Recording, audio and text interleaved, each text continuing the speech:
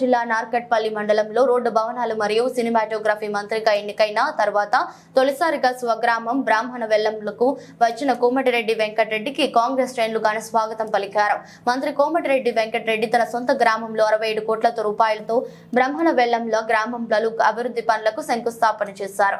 ఈ సందర్భంగా కోమటిరెడ్డి వెంకటరెడ్డి మాట్లాడుతూ స్వగ్రామంలో అభివృద్ధి పనులు చేయడం సంతోషంగా ఉందని, తాను గత జ్ఞాపకాలు గుర్తుకొస్తున్నాయని అన్నారు. అంతేకాకుండా బ్రాహ్మణ వెల్లంలలో గత 10 సంవత్సరాలుగా ఎటువంటి అభివృద్ధి జరగలేదని, ఇక నుంచి ప్రతి ఒక్క లబ్ధిదారులకి కాంగ్రెస్ పథకాలు అందేలా చూస్తామని హామీ ఇచ్చారు.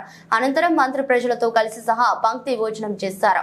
ఈ కార్యక్రమానికి స్థానిక ఎమ్మెల్యే వేముల వీరేశంతో పాటు భారీ ఎత్తున ప్రజలు కాంగ్రెస్ శ్రేణులు పాల్గొన్నారు. ఓ మినిస్టర్ ఉండే అలాంటి టైంలో ఈ పని చేసిన అనుకోవాలి తప్ప పీడ పోయింది అన్నది చచ్చిపోగానే ఇవాళ కేసీఆర్ దీపోతే ఏమంటారు, అందరు కొబ్బరికాయలు కొడుతున్నారు. కవిత పోయింది, కేటీఆర్ పోయింది, హరీష్ పోయినాడే, పీడ పోయింది. ఆయన కాంగ్రెస్ వాళ్ళు వచ్చారు, బస్సు టికెట్ అడుగుతలేరు, ఏ 5 రూట్ పోయినా టికెట్ లేకుండా పోతున్నారు. 500 సిలిండర్ వస్తున్నది, ఇవాళ 5 లక్షల ఇందులో మిల్లు వస్తుంది అంటున్నారు. అందుకని పీడ పోయింది అంటూ రాలేదా కేసీఆర్ని? నేను నన్ను అట్లా అనిపించుకోను. నేను అలాంటి ఎంకరేజ్ ఉంటే పర్వాలేదు రా అనిపించుకోవాలి. అందుకని మీ అందరు కూడా అందుబాటులో వెళ్తుంటే ఇప్పుడు మాకు ఎవరో లిస్ట్ రాసి పెట్టిన మా లీడర్లు కొత్తగొండు కలవలపల్లి 2 కోట్లు సినిమా పాఠశాలగా మా దగ్గరికి వస్తే, మన ఊరికి వస్తే ఎంత కడుపు నిందుందంటే రాత్రి పడుకుంటే పొద్దున రాత్రి అందరూ నిలబడలే. ఎప్పుడు వెళ్ళానో పోవాలన్నా అని, ఎప్పుడు మా ఊరికి పోవాలన్నా అని, ఎప్పుడు నేను తిరిగినా బడి చూడాలి, నేను ఎప్పుడు తిరిగినా గల్లీలు తిరగాలి, ఎప్పుడు నేను తిరిగినా ఎస్సీ కాలనీలు తిరగాలి అని ప్రతి గల్లీ జ్ఞాపకం చేస్తూ ఈడ మనం ఈ బాయికాడ ఈత కొట్టిన బాయికాడ ఇవన్నీ జ్ఞాపకాలు చేసుకుంటూ ఇవాళ మినిస్టర్గా మీ మన దగ్గర వచ్చినప్పుడు మీరు పలికిన స్వాగతానికి మా అక్కలకు, చెల్లెళ్లకు, మా తమ్ముళ్లకు, మా అన్నలకు, మా నాయకులందరికీ చేతులెత్తి నమస్కరిస్తూ, రెండవసారి మంత్రి అయి 3 సంవత్సరాలు అయింది, 3 నెలలు అయింది. కానీ రావాలంటే సమయం దొరకలేదు. తెలంగాణ మొత్తం తిరగాలి. తెలంగాణలో 10 ఏళ్ళకెళ్ళి ఈరోజు ఎన్నో కష్టాలు పడుతున్నాం. ఒక పేదవాడు ఒక ఇల్లు కట్టుకోలేదు. ఇక గ్యాస్ పొయ్యి మీద గ్యాస్ కొందామంటే 1200 రూపాయల గ్యాస్ సిలిండర్ అయింది. ఈరోజు మీరు చూస్తున్నారు, ఒక్క ఇల్లు కట్టని పరిస్థితిలో మొన్న శ్రీరాముల పాదాల దగ్గర నేను ముఖ్యమంత్రి గారి దగ్గర ముఖ్యమంత్రి పోయి 5 లక్షలకే ఇందిరమ్మ ఇల్లు అని చెప్పి మొదలుపెట్టి ఇలా మన బాపని జిల్లాలోనే మన నల్గొండ జిల్లా అది ఒకటే రాత్రి తెచ్చేది. అంటే వరుస వాయిల్ లేకుండా మనం మానవ సంబంధాలతో కలుతున్న కుటుంబం మాది కోమటిరెడ్డి కుటుంబం. అందుకనే మీ అందరికీ చెప్తున్నాం, దేవుని దేవల్ల వేణుగోపాల్ స్వామి గుడి కట్టించిన మోహన్ రెడ్డి సారు ఇవాళ ప్రాజెక్టు పూర్తి చేపిస్తున్నా. ఈ మా కన్న తల్లిదండ్రులు ఎందరో నన్ను ఇవాళ రాజకీయంగా ఈ స్థాయికి తీసుకొచ్చి ఇంత పెద్ద నాయకుని చేసిన బ్రాహ్మణ వెళ్ళంగానే నా బలం అంతా కూడా బ్రాహ్మణ వెళ్ళంగానే. మీకు నా ప్రాణం ఇచ్చినా తక్కువనే.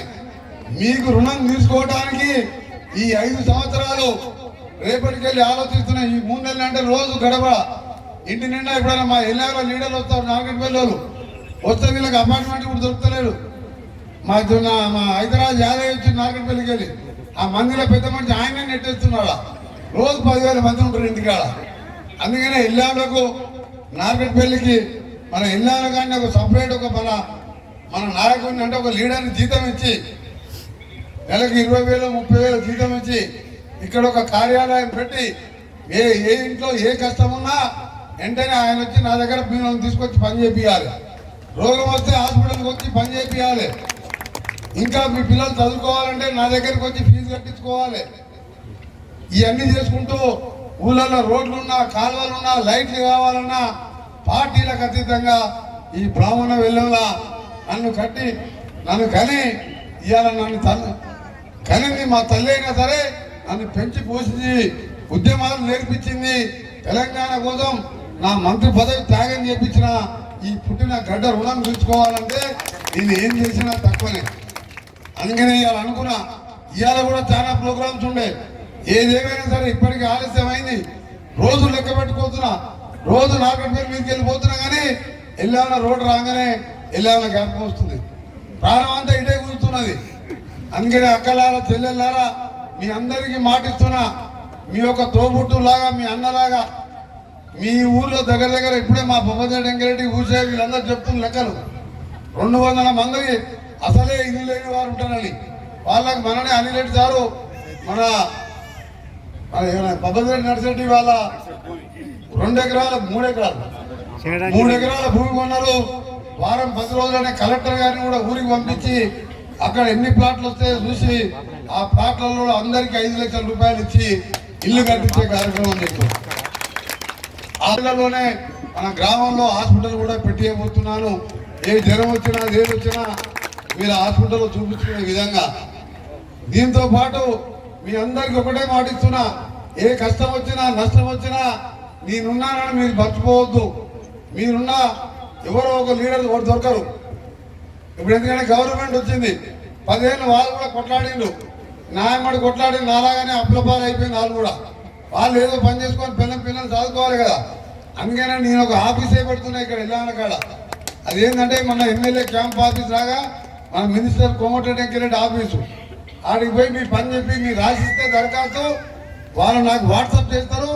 అక్కడికి వెళ్ళి నల్గొండకి వెళ్ళి కలెక్టర్ ఆఫీస్కి వెళ్ళావు, ఆర్డీఓ ఆఫీస్కి వెళ్ళావు, ఆఫీసర్లు వచ్చి మీ పని పరిష్కారం చేసి పోతారు. ఇది చిన్నగా అన్ని గ్రామాలు చేస్తా కానీ అన్ని గ్రామాల కంటే జన్మనిచ్చిన ఈ భావన వెళ్ళాను ముందు చేయాలి కదా నా డ్యూటీగా. దేశానికి రాజైనా ఆ గ్రామానికి అయితే పుట్టిన బిడ్డవే మనమే కదా.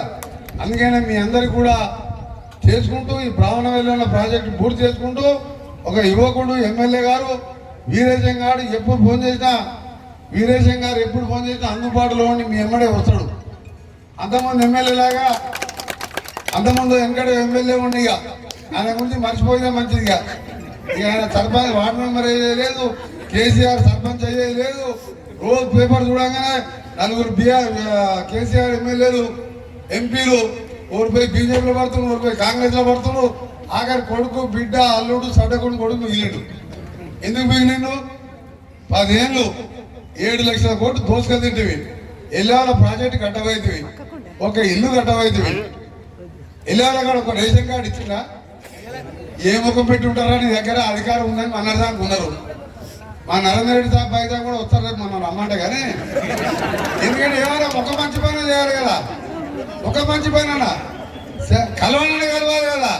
ఇవాళ సెక్రటరీకి పోతారు మీరు పొద్దున 7 గంటలకు ఇంటికాడ రెడీ అయితే 4 గంటలకు లేచి ఇంటికాడ మొత్తం 10 మంది 5-6 వేల మంది. ఆడికెళ్ళి మినిస్టర్ క్వార్టర్ పోతే ఆడ 3,000 మంది ఉంటారు. ఇక సెక్రటరీకి పోతే మొత్తం జాతర పబ్లిక్ మీటింగ్ అయిన మొత్తం నా సామాన్ నిండదు. ఎవరితో మాట్లాడాలి నేను? ఇన్ని వేల మంది 10 ఏళ్ళకెళ్ళి ఎందుకు రాలంటే ఎవరు రానిచ్చింది సార్? అప్పుడు మీ ఎంపీలనే రానియలేదు లోపలికి. ఇలా కాంగ్రెస్ కాబట్టి ఇది ప్రజారాజ్యం, ఇది ప్రజాప్రభుత్వం, ఇది ఇందిరమ్మ రాజ్యం. అందరూ ఇవాళ నాయకులే. ముఖ్యమంత్రి గారు కూడా మేము ఎప్పుడు పోయినా కానీ డోర్ తెచ్చి పెడతాడు. మేము ఫోన్ చేస్తే మాట్లాడతాడు. మా ఎమ్మెల్యేల పైన అప్పుడు ముఖ్యమంత్రి కలవాలంటే మనం యజ్ఞం చేస్తే దేవుడైనా కలిసేది తప్ప కేసీఆర్ కలవబోతుంది. ఆయన ఎక్కడ ఉంటుండో ఎవరికి తెలియదు. ఆ కాళేశ్వరం కాంట్రాక్టర్లకు బిడ్డకు కొడుకు ఢిల్లీలో మందు షాప్ వాళ్ళకు తప్ప ఎవరు కలవేది కాదు. అందుకనే మీ అందరికి చెప్తున్నా, మంచి రోజులు వచ్చినాయి. 10 రోజులు 10 ఏళ్ళు 20 ఏళ్ళు మీ అందరికి కూడా ఒకటే మాటిస్తున్నాం. రంగంగా పుట్టి మాటలు చెప్పి తప్పించుకొని ఇలా మాటలు చెప్పి